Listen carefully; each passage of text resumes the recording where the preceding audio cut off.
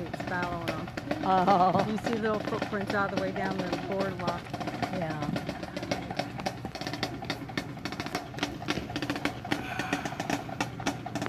Oh, they're gonna stop here.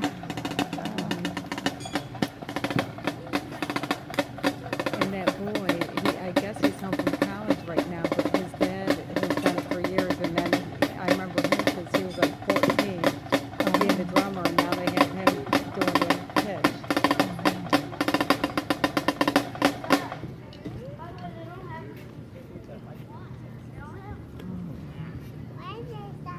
Good afternoon. Welcome to the Grand Hotel Cannon Firing Program. Every day here at the Grand, we celebrate freedom and we honor the military, both past and present. Now, since the Grand Hotel opened in 1847, it has been host to the military throughout its history.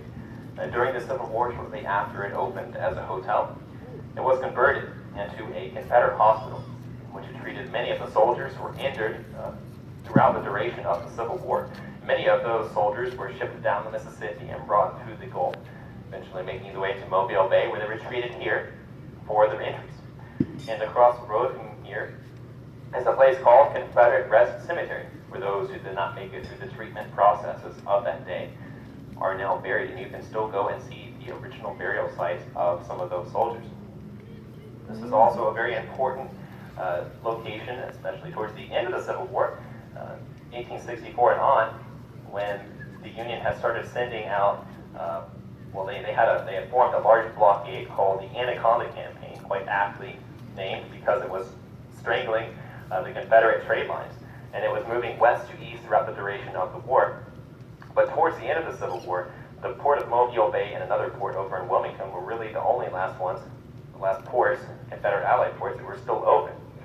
And that conflict of interest, where the Confederate side wanted to keep open their ports in order to move supplies, and the Union side wanted to stop them from moving supplies, led to the Battle of Mobile Bay, where Admiral Farragut assaulted, initially he assaulted the mouth of Mobile Bay, which is where he gave the famous command, "Damn the torpedoes, full speed ahead," which of course eventually led to the Confederate naval counteroffensive, which Admiral Farragut drove back up into the Delta area of Mobile Bay. But after winning the Battle of Mobile Bay, Admiral Farragut's forces landed on the eastern shore, just south of what we refer to on the grounds here as Julep Point. Eventually he moved up to Julep Point and converted it into a Union observation post. So this was a very involved area, especially towards the end of the Civil War. Not only did it serve as a hospital throughout the duration, but it was also quite involved towards the end. About 8 years after the Civil War, the hotel again was converted into a military facility, but this time it was a training facility and a barracks for U.S. Army Air Corpsmen and naval personnel, what they called Operation Ivory Soap.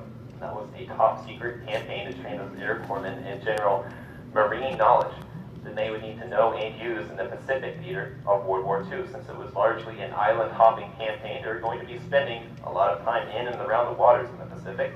They needed to know those skills that would prepare them for combat over there.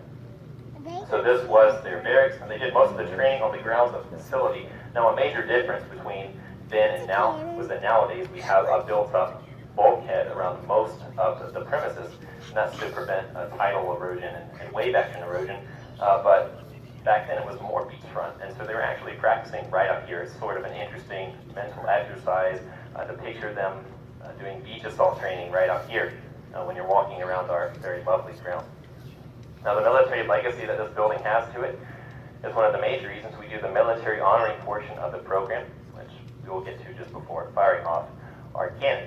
The particular cannon we have today to fire off as a salute to the military is an 1841 model 6-pounder bronze cannon. It can fire a 6-pound cast iron ball, 1,525 yards. That's where it gets its name, 6-pounder.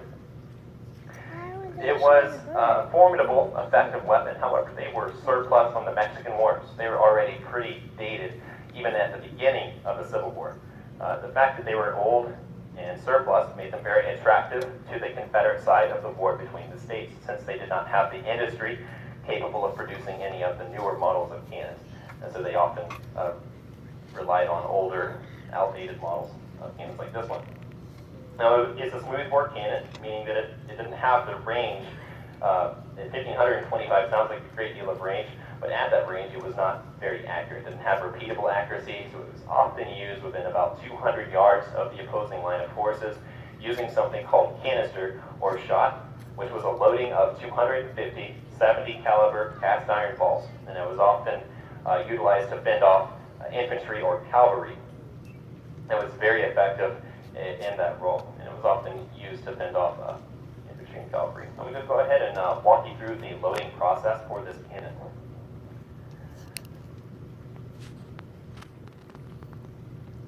So after you had fired a round out of the cannon, the next step would always be to worm out the bore.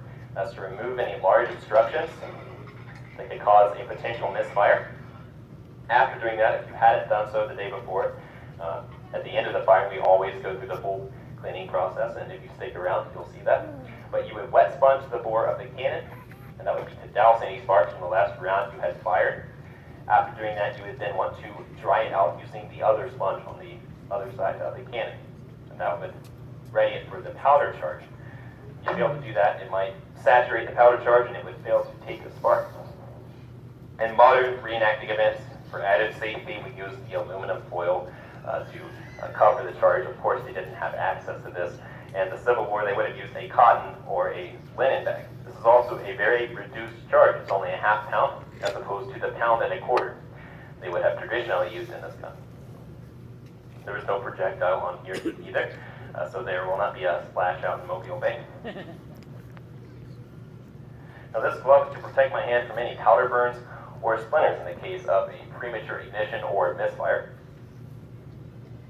I'm going to use a very loose, open-handed grip on the ramrod. I'm also going to maneuver most of my body behind the muzzle, and I'll demonstrate this.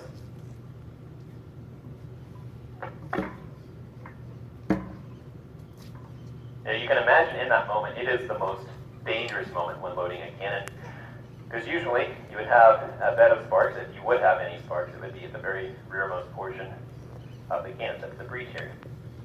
And it would often go off in that moment, which is why you want as little of yourself exposed at the muzzle, and you want a loose grip on that ramrod to ensure that if it did go off, when it became a projectile, it would simply slide to your hand, rather than if you had a very firm grip. Well, you can't let loose of that ramrod quickly enough, so soldiers have lost their hands doing that. Safety was of paramount importance on the battlefield, not only for your personal well-being, but also for your gun crew and your side's well-being. If you weren't able to keep up your firing rate, side note here, a cannon crew was supposed to be able to keep up a firing rate of 3 times a minute in the Civil War. That was what they were expected to be able to do. But if one of you became injured, you wouldn't be able to fulfill that role in your gun crew, and you would not be able to keep that up. You might become overrun by enemy forces as a direct result of a lapse in safety. So it was of paramount importance. If you would please join me in the Pledge of Allegiance. I pledge allegiance to the flag of the United States of America, and to the republic for which it stands, one nation, under God, indivisible, with liberty and justice for all. Thank you all very much for joining me out here today. It's a beautiful day to fire a cannon off. If there are any current military personnel or veterans out here today, would you please raise your hands now? All right, join me in applause. Thank you.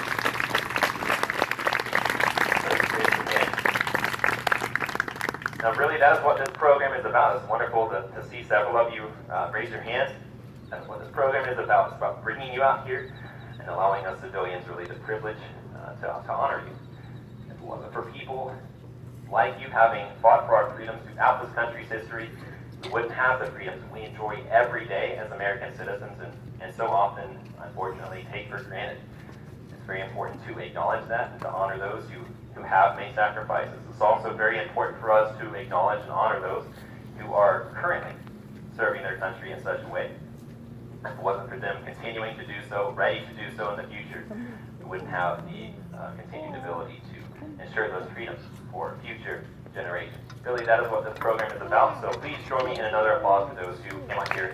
Raise their hands.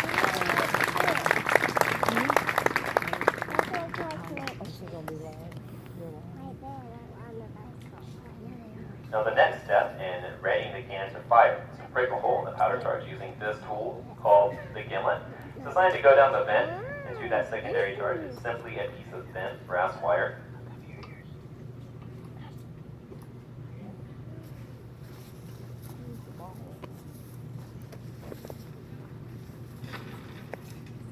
So the next step in readying it to fire is to prick a hole in the powder charge. Well, after doing that, is to insert the friction primer. So this, after pricking a hole in the powder charge, this would be inserted into the vent, and I'll demonstrate that in a minute. But it's 3/4 of the black powder, and the other 1/4 is filled with fulminated mercury. Now, when I pull this wire out via the lanyard, it will break that fulminated mercury at the tip here, ignite the black powder and the rest of it, shooting a lance of hot gas down the vent into that secondary charge. Now, it's pretty expedient, but if you have a digital video, you can sometimes capture the primary and the secondary ignition of the cannon going on. I'm going to give the command stand clear, and then I'll count down 5, 4, 3, 2, 1. At that time, I will fire the cannon.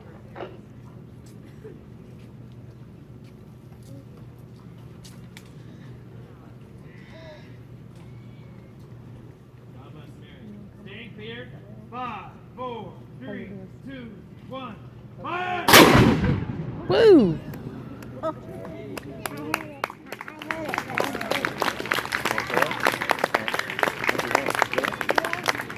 Thank you all very much for joining me out here today.